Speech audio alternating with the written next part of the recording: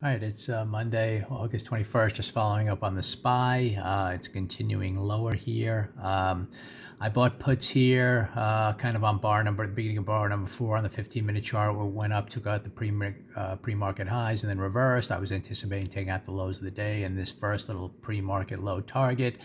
We came into this gap. We're pausing in here, and after watching this pause, knowing there was a big fair value gap in here, I figured no matter what happens, we're going to kind of either come up, either continue lower with a lot of momentum, or we were going to maybe pause a little bit and then make another push down. So we paused here. We're now making that next push down, and I scaled out of some more of the options, most of the trade, bought those puts at 425, 428, the 440 puts I scaled out at 484 to set up an hour's trade. Then as it makes its next push down, I sold some more at 525, so almost a point higher here.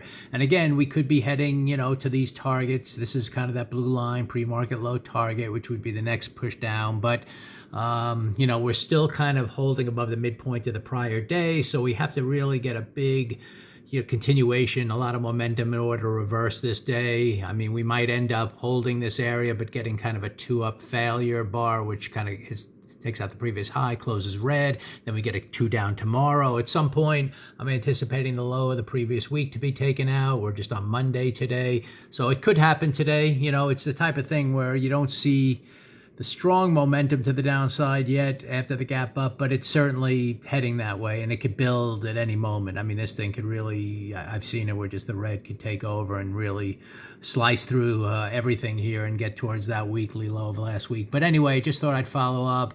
The main thing was, once I saw this first push down, you kind of anticipated whatever happened, whether it continued strongly, bar red, or you had a little consolidation to this gap, it was going to make another push down. And now, you just kind of watch it. This should be the next target in here until proven otherwise. And if we can get through there and not really, bounce, maybe it's just one push down, 2 pushes down, and we kind of consolidate today. Or we can get go below the midpoint of the prior day and really start working towards the weekly lows. So we'll see what happens. But so far, SPY continuing lower as anticipated right here on bar number, the beginning of bar number 4.